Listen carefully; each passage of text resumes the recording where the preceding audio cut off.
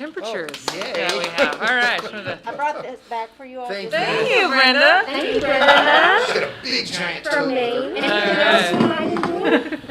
Okay, we're going to begin tonight's City Council study session. We have one item on the agenda, which is Stormwater Capital Projects and Arpa funding. This comes from our last Arpa discussion where we did allocate some money trying to address the long list of stormwater issues in this community. So we wanted some follow-up from our Department of Public Works to see what is shovel-ready and what can we do with $3 million.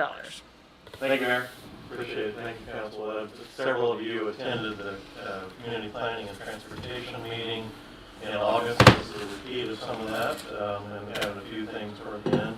You also heard from our Stormwater Program Manager, Carrie Evenson, who is no longer here, so you're stuck with me tonight. I'm being the stormwater person, and Scott Sturts, our city engineer, is with us to help me. Behind us, Joe Hill. If you haven't met Joe, is our Streets Program Manager. And bridge maintenance falls in our street division, so he's here to, and all these folks have done a lot of really good work to put these slides together for us. So just a quick overview, we're going to kind of talk in three different categories of where you might want to put dollars in the stormwater area, I guess, all different kind of parts of stormwater. We'll start with the basic stormwater infrastructure capital improvement program. As the mayor said, we know a lot about what we need. We know what it costs, we know where the problems are. All this comes out of our stormwater master plan, and there's these kinds of projects. So everything from culverts and pipes and channel liners and stream banks and buyouts. If you weren't aware of it, there are areas of Norman where the solution really is to buy out the properties. In fact, just west of us here, there would be a buyout of about 15 homes that were built in the floodplain. But that's before we knew where the floodplain was. Our floodplain regulations didn't start here until the late 70s, and many of these homes, of course, were built in the 40s and 50s and 60s. So in some cases, the solution is just to buy out the houses, take them all down to the ground, and open up that space for flood storage. Difficult process, and of course, a lot of cities don't undertake that for that reason, but that is in the Stormwater Master Plan. So again, the Stormwater Master Plan adopted by Council in 2009 after 2 years of extensive efforts in the community. There was a Council Oversight Committee, there was a Citizen Oversight Committee. I don't know how many public meetings we had, goodness, it was extensive. And from that came, I think, one of the finest Stormwater Master Plans in any city you're going to find in the country. Sort of had that stormwater problem, flooding issue, how do we solve that? And a second phase was really devoted to stormwater quality, with a lot of attention devoted to Lake Thunderbird. And of course, we continue with those two areas of attention. Lots of input from Citizens Council, others. We've done special studies and staff input as we go along since then. So that's been 12 years ago that the Stormwater Master Plan was adopted, and we're still looking for money. That's the reality of it. We know what to do. We know where to do it. We just have never been able to put together the funding to do that. So we appreciate the chance to talk tonight. One of the things that was really important to council back then was how do we prioritize all these projects? And so I won't get into details here, but there was a pretty elaborate prioritization system developed by council and the citizen committees. It looks kind of like this. But again, it's not just, hey, how do we solve flooding or what do we do here and there? It's public safety considerations. It's impacts on neighborhoods, environmental impacts, lots of different factors. Each of these were applied to every project. There's a weighting system, and that's how we rank these projects from 1 to 60. 60 different projects that we know we need to do, about $106 million worth of work. So it is a little bit mind-boggling to think about how far behind we are and how much more we need to do. There were 58 projects in the original master plan. We've added a couple since then. And again, each of them gets ranked and rated. We've done 6 of those projects, so we haven't been sitting on our hands. We've done projects where we were able to find the funding, but we've got a lot more to do. This is a slide out of the 2019 GO bond issue that we tried to advance, or that we did advance to the voters. Council advanced it to the voters, and as you know, we weren't successful here. We got closer than we got in 2016. We got about a 41% approval rating on the bond issue, but in that bond issue, there were $60 million worth of spending To kind of put that in perspective, that would have been about $525 a month on a $150,000 home in Norman. That was the message back in 2019 prior to the April election. 33 different projects, lots and lots of extensive consideration of those. There were 3 projects in every ward. I'll show you a map here in a minute. The council was very involved. We had ward meetings. Goodness, I think we probably had 50 community meetings that year in advance of the election to try to get this one approved, and didn't quite make it. Here's the map of those 33 projects. You can kind of see projects in every ward. They were generally selected based upon that ranking and rating process, and again, this map kind of tells the story that we have lots of stormwater needs, and they're everywhere.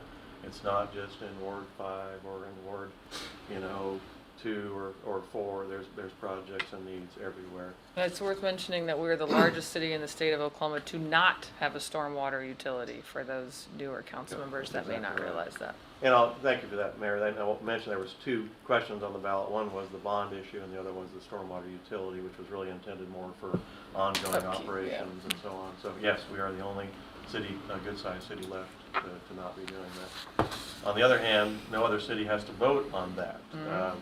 In other cities, the council votes on that sort of thing, and it's a little easier for that to happen. Here's the list of projects. Don't get into detail, but you can see when people asked us where was the money going, we could tell them exactly where we were going to put the money, exactly what the projects were, the scope of work, why they were rated and ranked, and so on and so forth. And you can see on the left side there, Bishop Creek, Canadian River, Imhof Creek, Merkel, Brookhaven, and Rock Creek, and so on. So they were everywhere. Lots of really good projects. Everything from $260,000 to $10 million in projects. I think we landed on this slide. If you asked for our opinion as a staff to pick the ideal project to pull out of this list to spend $3 million on, it's this one. It is the Imhof Creek, Lower Imhof Creek project. It is our worst channel in Norman. These guys were out in the channel earlier today talking to the neighbors about the bridge project and needing some easements. I'll show you a picture here in a minute of what it looks like. It's pretty awful. Lots of bank issues and other problems there. $7.5 million to repair it. We've broken it up into 2 phases.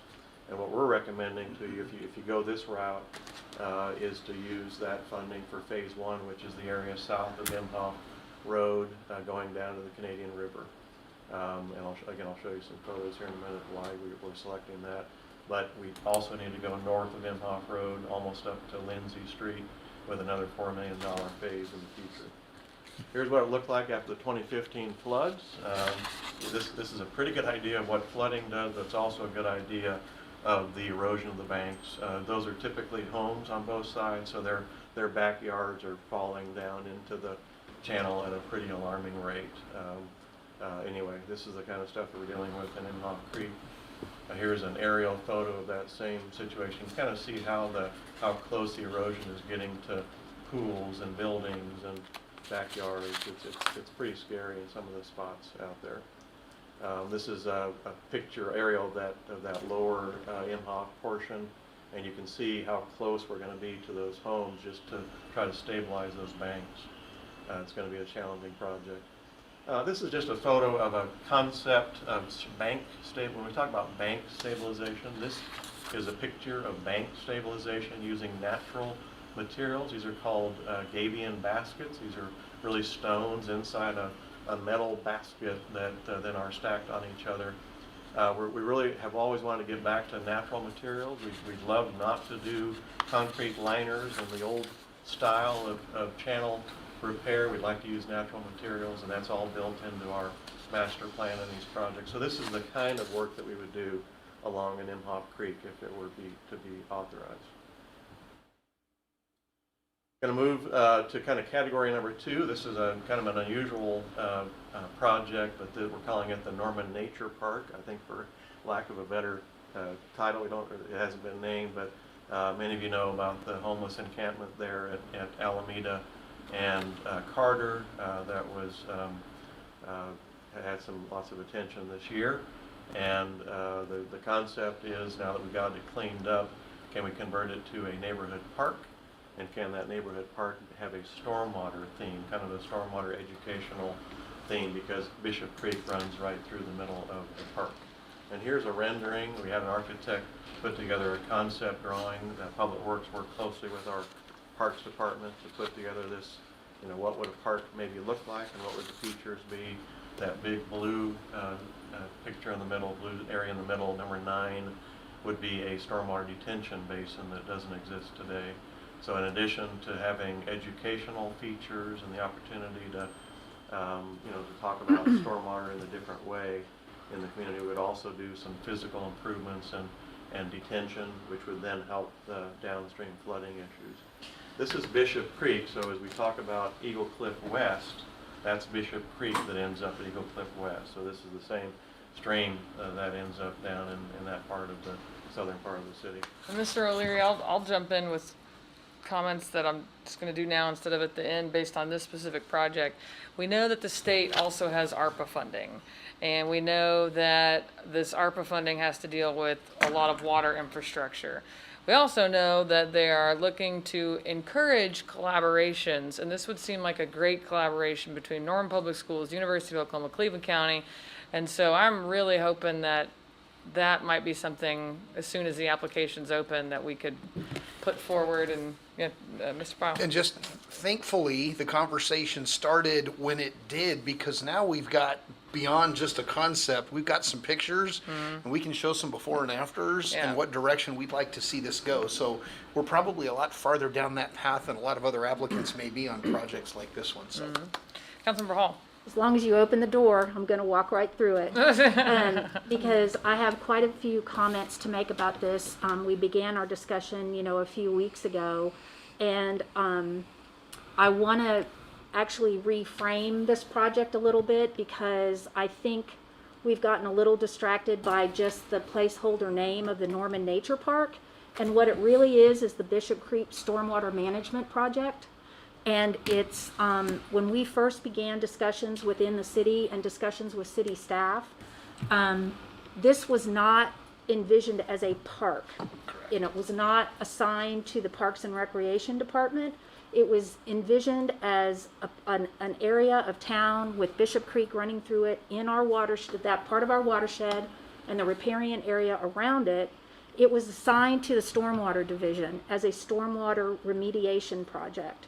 So for as much as I love the development of this and the conceptual master plan, I want us to stay focused on the fact that this is intended as a stormwater management project, and we have the added benefit of being able to add all of these amenities and an education piece that goes along with it.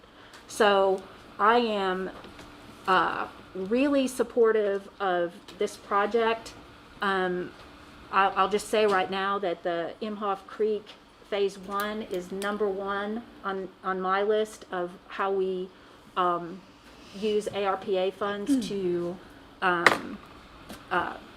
actually hit a stormwater project that's been on our list for a long time. But I am equally committed to exploring all funding sources for this particular project, because when you rank it, when you use the ranking system that's provided on the slide above, when it's weighted from 1 to 4, 4 being the highest, number 4, flood erosion and water quality significance, that ticks that box.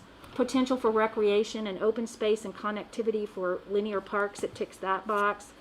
The number 3 ranking is the environmental enhancement, ticks that box.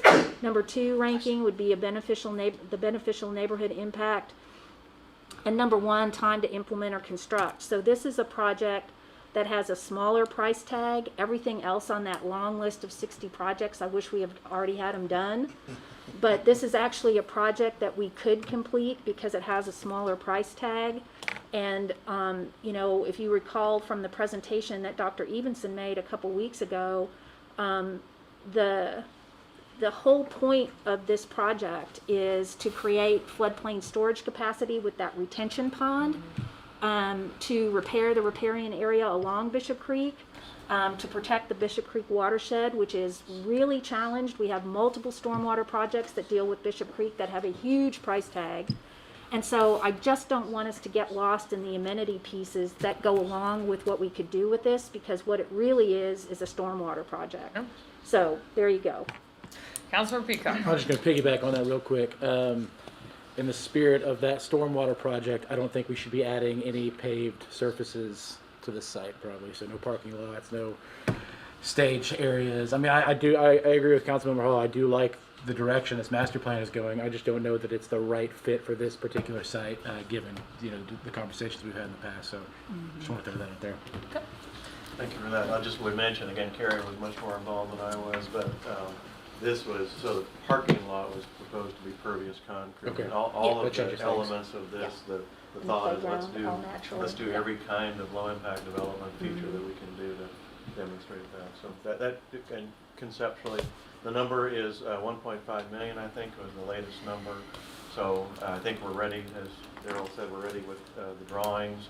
If you were to advance this, you would take this to final design, and I suppose you could do it in phases. You could do as much as you could do with $1 million or $1.5 million, and then build it over time, like we do with other parks. But anyway, we are teed up, and here's some of the features that the architect suggests. There's so many things you can do that are pretty cool and natural and very different than other parks that we have, all kind of demonstrating the stormwater elements of the project. So, pretty cool. We'll finish on a related but really different topic, and that is bridge replacements.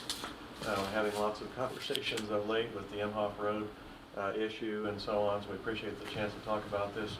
It's funny, we talk about bridges differently than stormwater, although many of them are spanning a stormwater stream, but bridges are different than stormwater in terms of infrastructure. They're very expensive too, very expensive, but they are structures, and every city struggles with bridges and bridge maintenance and bridge replacements. Norman has struggled especially, and I can't explain exactly why we haven't done better, but we really haven't done well over many decades, and it's really catching up to us. So again, we have 77 bridges. These are the classified by federal standards, 20 feet of span or greater. We have another 300 road crossings, culvert crossings, so it doesn't end here, but these are the official bridges. You don't really have to go much beyond the second bullet to recognize the problem. 23 of these bridges are over 70 years old. I've been having a little quiz around the office. How many of you own something more than 70 years old that you've never replaced? And the answer is, yeah, nothing. Well, bridges were never intended to last 70 years.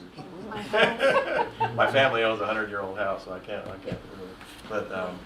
But no, seriously, bridges, any engineer will tell you that most bridge designs look at a 20-year life, and we're pushing those bridges to 40 and 50 and 60 across the country, but they were never designed for 70 years of life. So that's issue number one.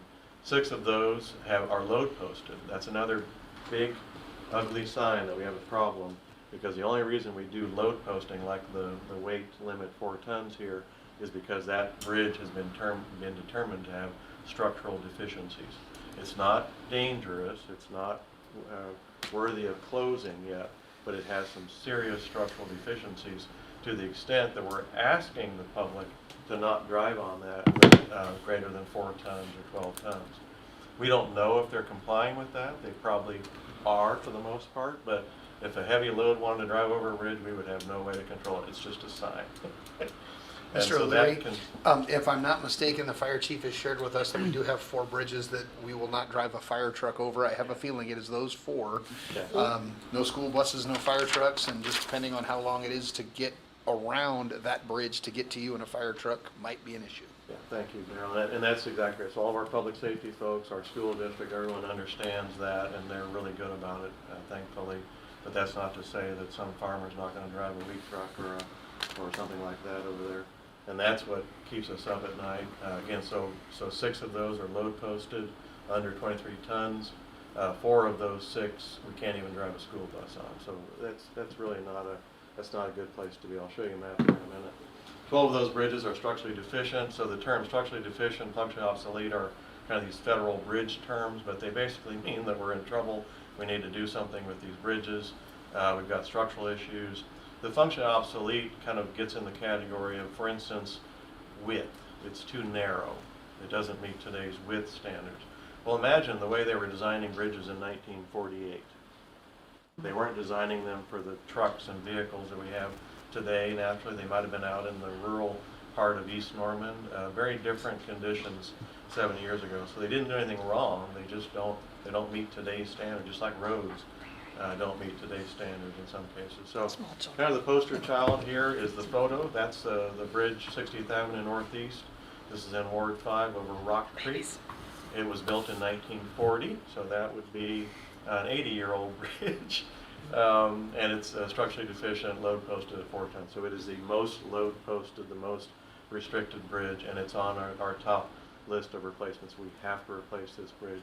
And you can kind of see it's just an old steel, rusted old steel bridge. It needs to go. Here's where they all are.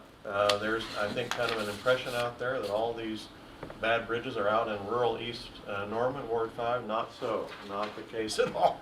They're everywhere. Every ward has bad bridges. Every ward has bridges. But you can see the kind of the red boxes and the yellow circles. Those are the ones that we really need to focus on. And they're everywhere. They are in Ward 5, but they're also in Ward 4 and 2 and 3 and 1 and 6. It's like all the bridges in Ward 7 are okay. So Councilmember Holman, are you raising your hand just to say that? No, I was not actually. Councilmember Holman.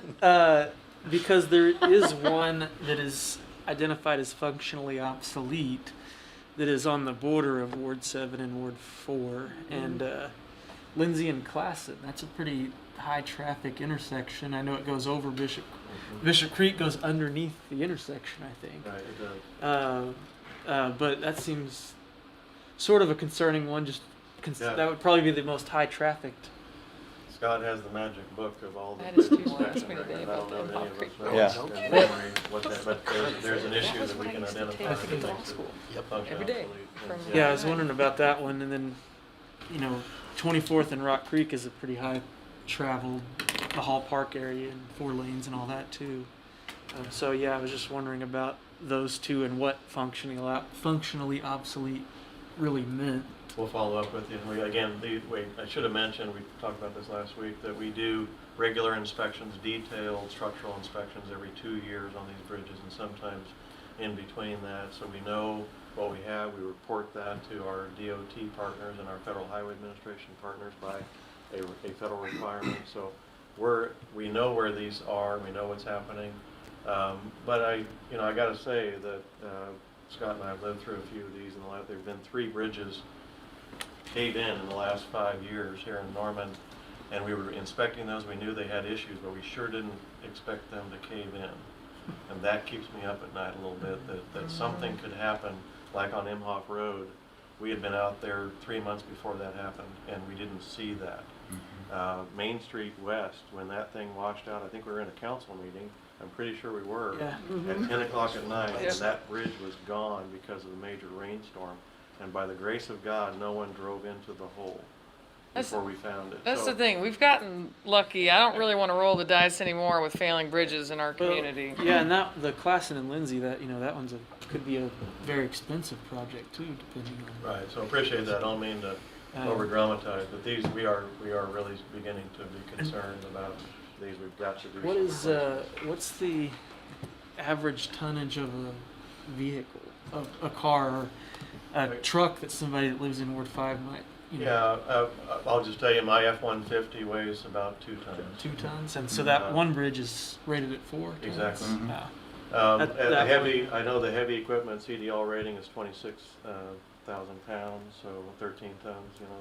That kind of gives you an idea of what a typical dump truck and motor grader and that sort of thing would be. Councilmember Torello? And school bus cutoff is that 12 ton. It's got to be above 12 ton. They really like it higher than that even. Yeah. Okay. Hey, I got a question on slide 3023 here. What's the ranking order of the projects? So with that bridge in Ward 5 being the oldest, Yeah. oldest, so is it going to be the first project to be worked on? Let me get to that, Councilmember. I've got a ranking here later, and if there's others that aren't on the list, we'll get that for you. But we do have them ranked. We do. So again, this is just a map of where those load posted bridges are. Again, it's interesting. People again assume they're these rural road bridges, that's not the case. These are in the urban part of Norman, and again, that's why they're extra concerning to us relative to school routes and that sort of thing. So those are the 6 load posted bridges. So here to Councilor Tortorello's question, here are if you told us, hey, we've got money, go replace some bridges, these are the top 5 that we would start with based upon our ranking using that data that we mentioned from Federal Highway Administration. You'll notice Imhof Road is on this list. That was the number 5 ranked project for replacement. In the future, now we're spending money to repair it. It still needs to be replaced. Our slide is different than Yeah, that. it Yeah. is. Okay.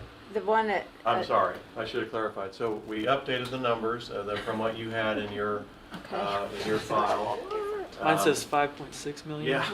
Yeah, we caught this yesterday, that the slide we pulled together on Friday was a couple years old from a capital budget discussion we had with you, and it was the 20% share for a 80/20 program. So we've now updated it to the actual cost of each bridge. 100%. Sorry about that mistake. We'll send out the I was updated gonna table. Thank you. Yes. We'll get that out tomorrow. We'll send the updated PowerPoint to everybody so Thank you you. have it Excellent. corrected. This is our best estimated total cost, including design costs and some contingencies built into these. So again, some of these you could do Porter Avenue is our top priority. That 60th Avenue project ranks number 4 here on this list. So again, they're all pretty terrible. They all need to be done. Got So it. it's not as if, 1 is important and 3 is not. They're all critically important for replacements. And they're all different, and they all have different costs, of course. So if you just took the top 5 that we really need to replace immediately, it's a $13 million program, and we could go on. Had the question from the transcript reporter this week, how many do you have to replace? I can't tell you that exactly, but if I were guessing, we'd have 20 bridges that need to be replaced right now, or in the next 5 to 10 years.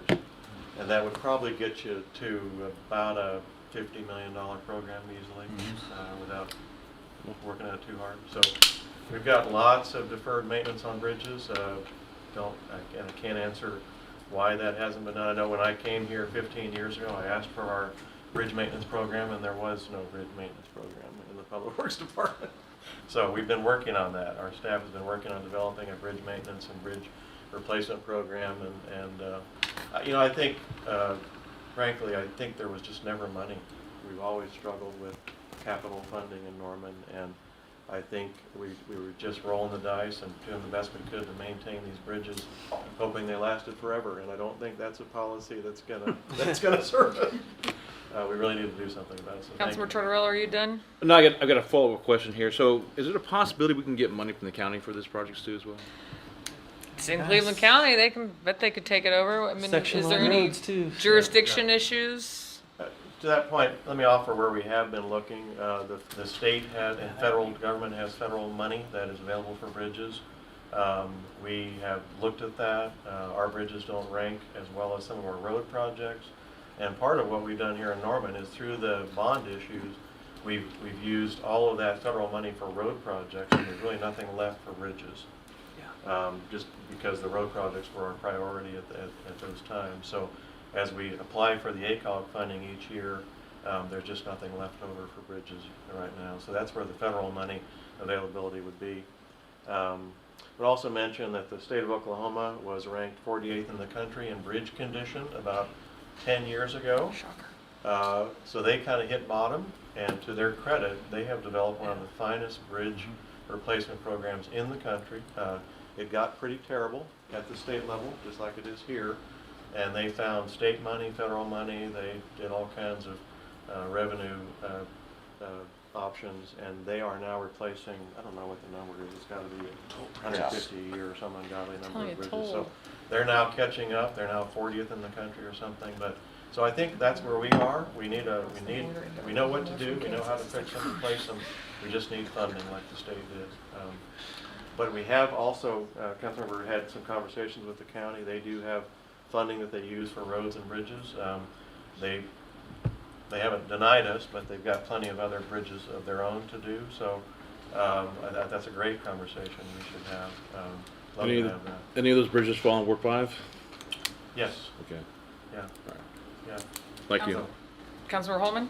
Yeah, so I think it'd be great to be able to get the county and even state involved here, especially again since these real bad ones are section line roads.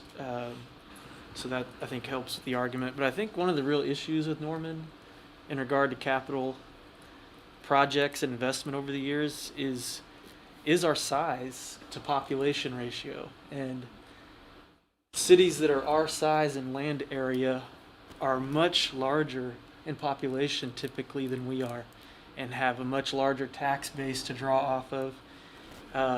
We are abnormally large. There are no other cities in the United States that I know of that have our population and our land area. And how many ever almost 1,000 miles of paved roads, and we've paved almost all of them, and all these bridges, it's a lot for a municipality of our population to keep up with, I think. Having this much rural area, but as you mentioned, it's not all in the rural area, but if we were able to have the county and the state take that into consideration, that we're willing to pitch in, it's in our city limits, we're willing to take care of our part, but we do need help given the factors like that. Like I always mention to people that Norman and Tulsa are just about the same size. I know, if we land area. de-annex anymore though, they're gonna, But they have 400,000 people and we have 130. So it's that's how I try to frame it for folks. So it is very difficult. And I would note a lot of bridges. One of the reasons why Ward 7, doesn't have a bad bridge, I guess, is that the Lindsay Street over Bishop Creek, where the duck pond is, was replaced with a 2006 bond project.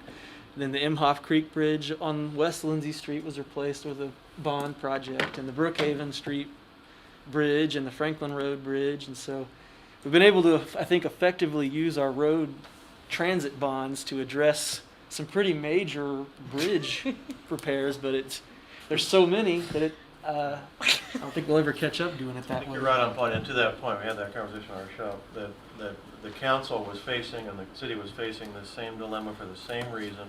We had way too many roads, we couldn't keep up with the road maintenance, and therein came the street maintenance bond program of 2005. Yeah. That was the first time that we kind of came to the realization that we need some other funding. We're never going to catch up on road maintenance if we don't get something else.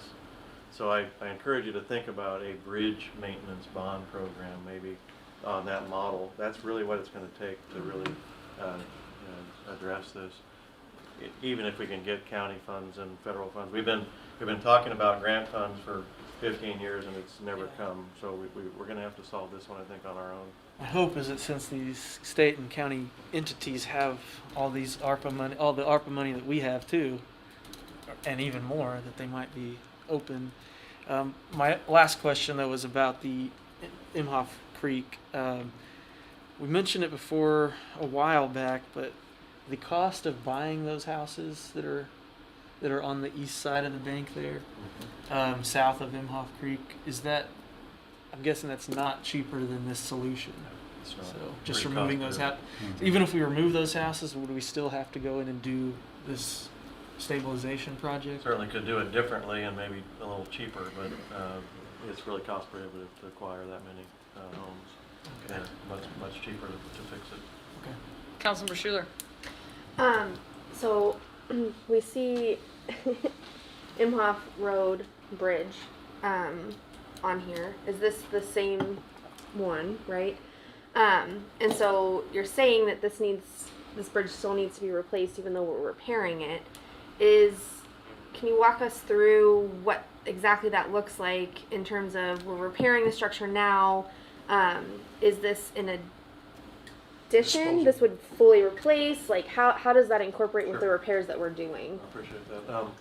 And again, that may change with some of these repairs, or the degree of structural deficiency may change with some of these repairs that you authorized last week.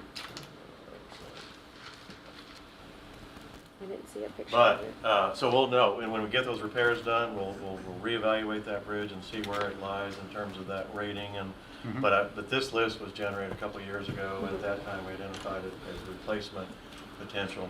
But the other thing I want to point out is this Imhof Creek channel, Lower Imhof Creek project.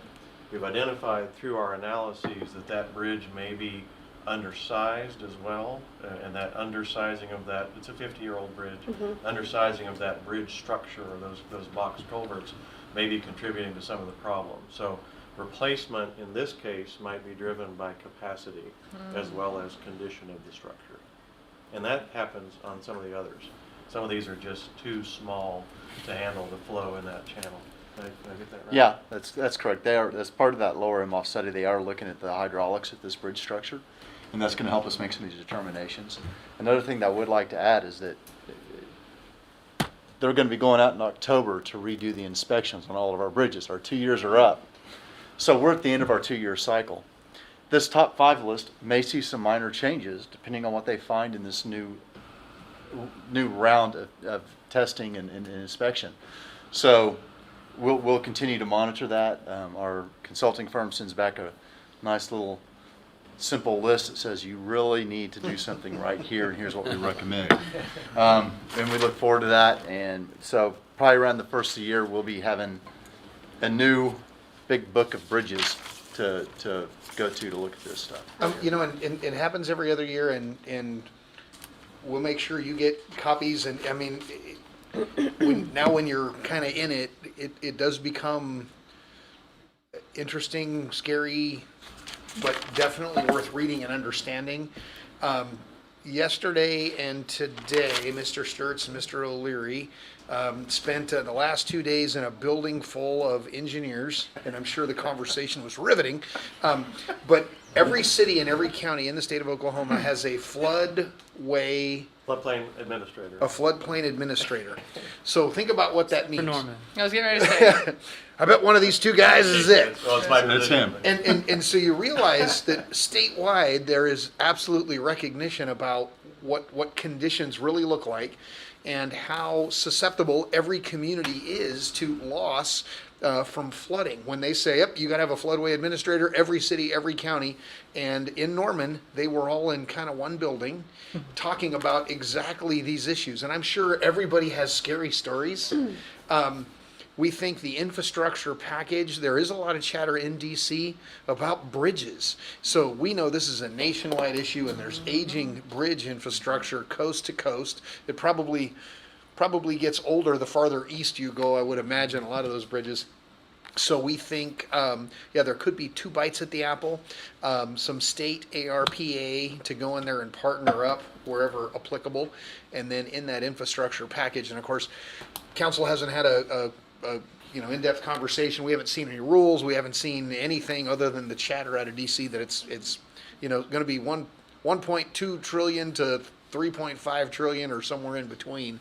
But we think this may be one of those opportunities where we may go generations before the next opportunity where dollars to solve problems that each one of us $3 to $5 million price tag. and I'll add in, I don't know if any of our federal delegation is actually supporting the infrastructure package, but when I spoke with Representative Cole at the inauguration, it's like, so about that infrastructure bill, do you have time to see this another failed bridge that we have in Norman? And he looks surprised. So we need to make sure we're telling We're our going to send story. him some pictures because Okay. those pictures are attention getting.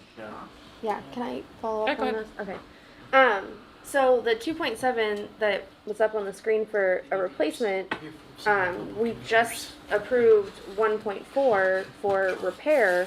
So if we then go in and replace, so if we had potentially, I realize these are old numbers, but if we had another 1.4, we could have mitigated the whole issue, replaced the whole thing, and gone forward. And so just kind of underscoring the point of, we come through, we repair, we throw half the money at it, but we still have the issue that we still need to replace this entire bridge. And so we're going at this kind of the wrong way, in a sense, Exactly right. because in a sense, we're throwing away. Yeah, that's exactly Money. right, and that's what pains us. You know, on the West Main Street Bridge, that was in a bond program in 2012. I think we finally got to construction in 2017, 2016, after design.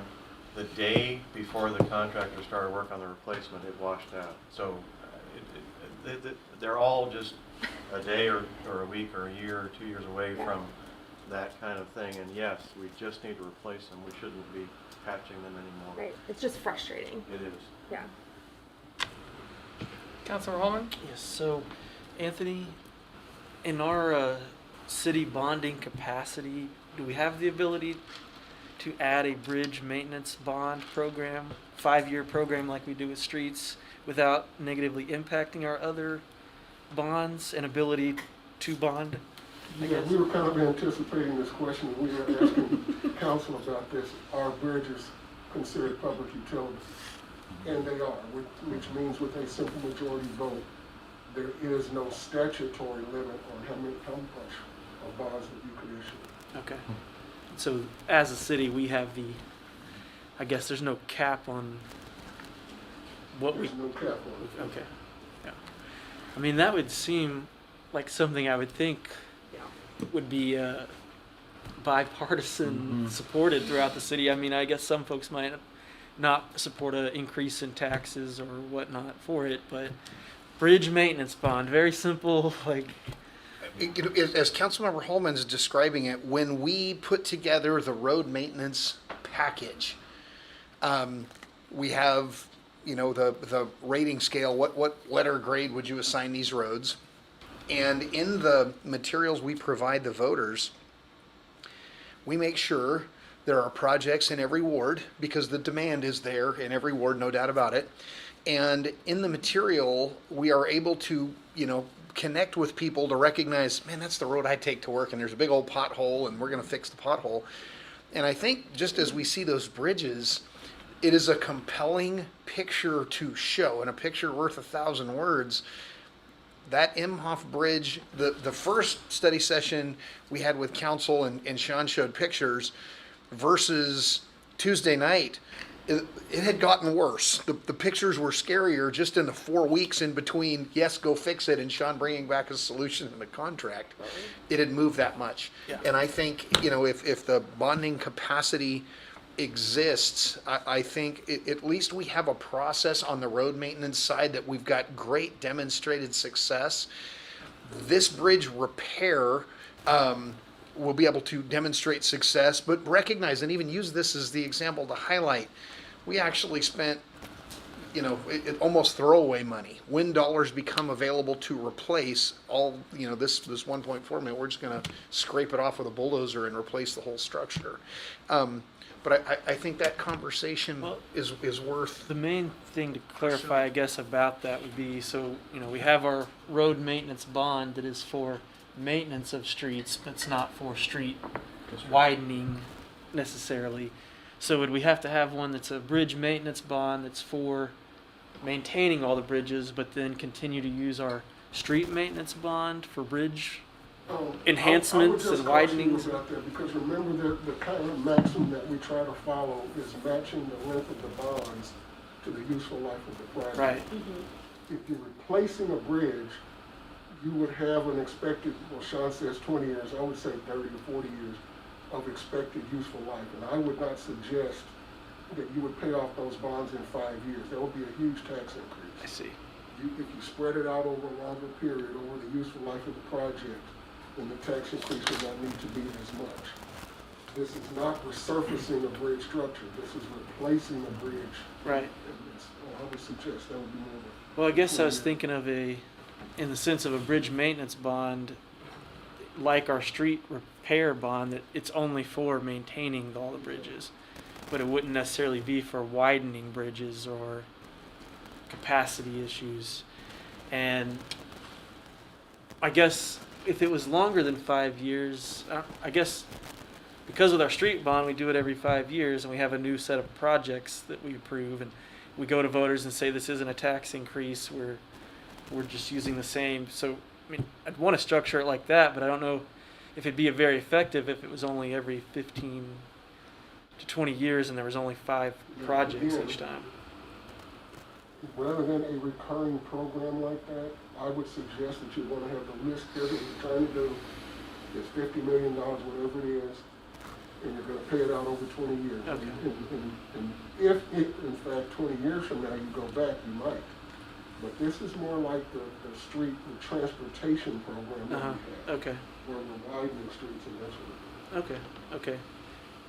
Well, those are a couple of suggestions. I guess we could. I think it's a great idea. We'll put it in line with the water rate increase and a stormwater utility but yeah, it's obviously needed. Councilmember Hall. Yeah, I just wanted to say that, you know, the need is so great, and like you say, we've already had decades go by and still have not come up with any kind of long-term solution to address it. So rather than a tiny drop in the bucket of ARPA money, which we're already over our $3 million lane. that we- Oversubscribed. Yeah, there you go.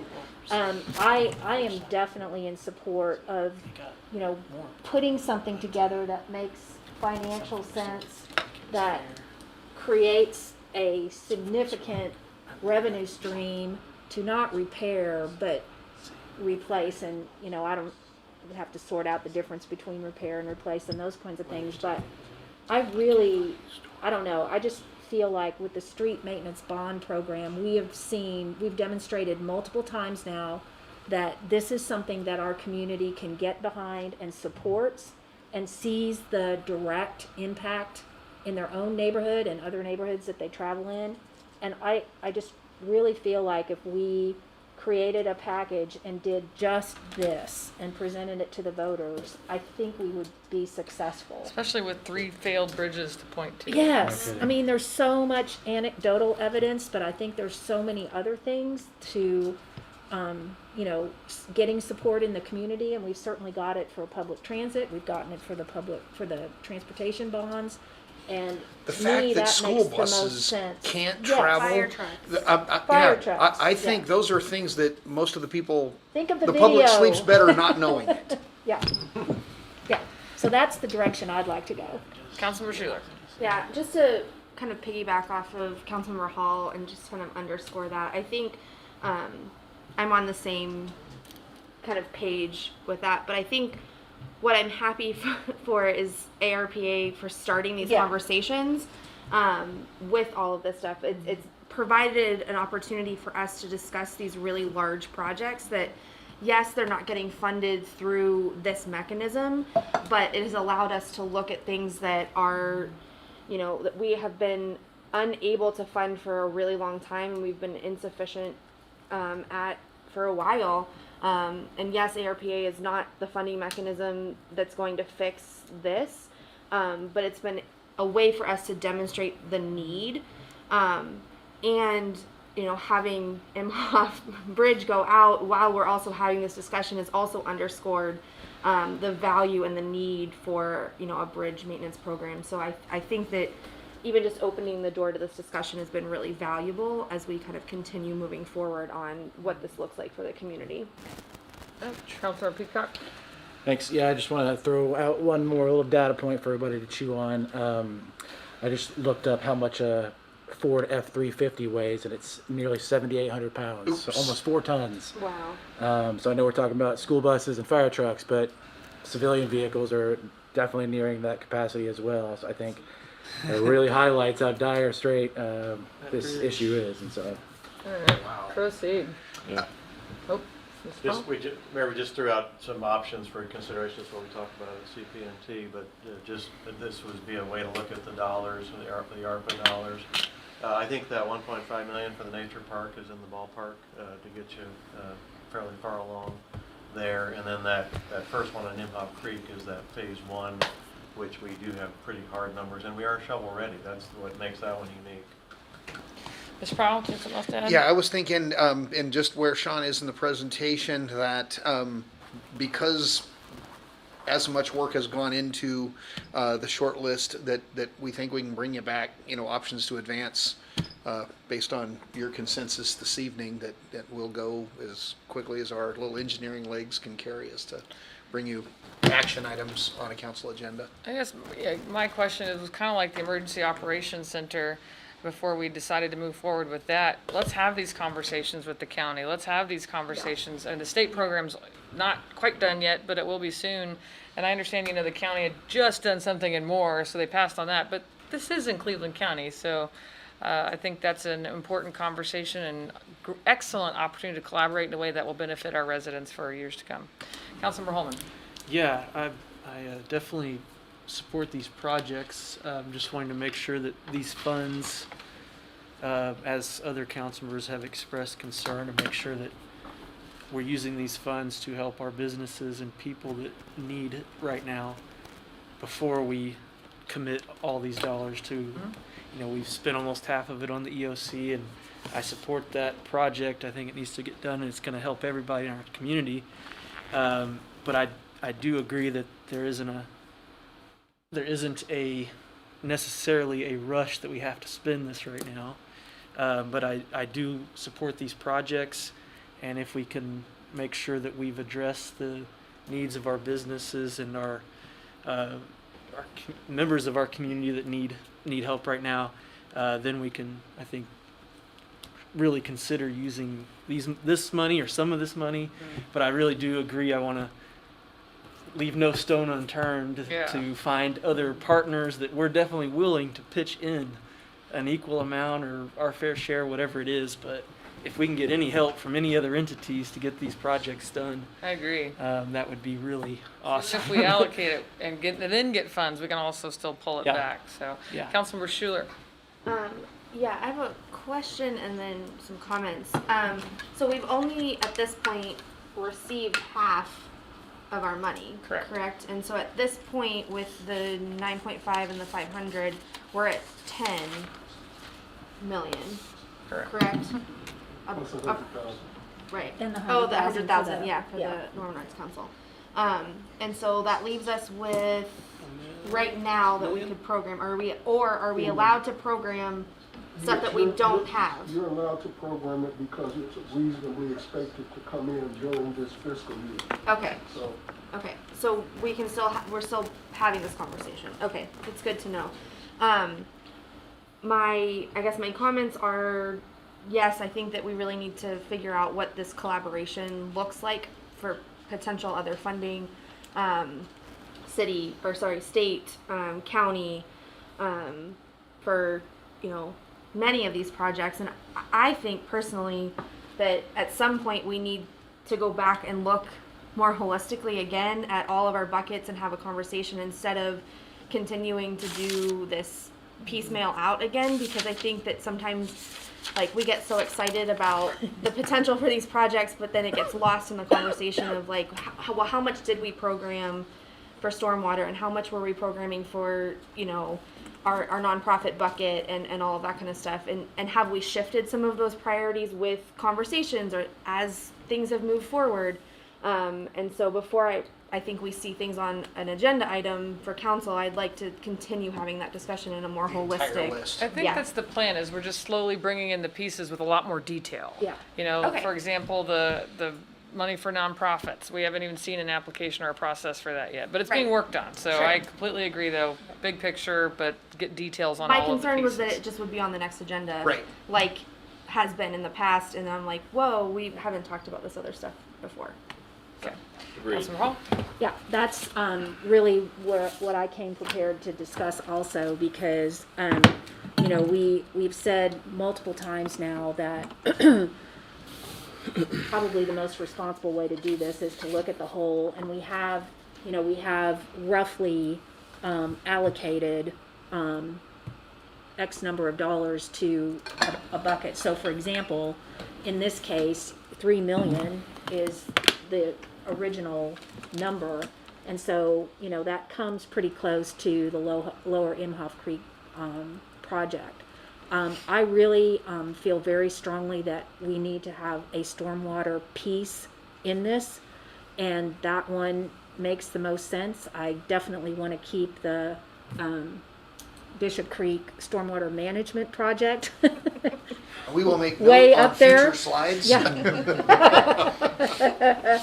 So, Can we call it a stormwater management park?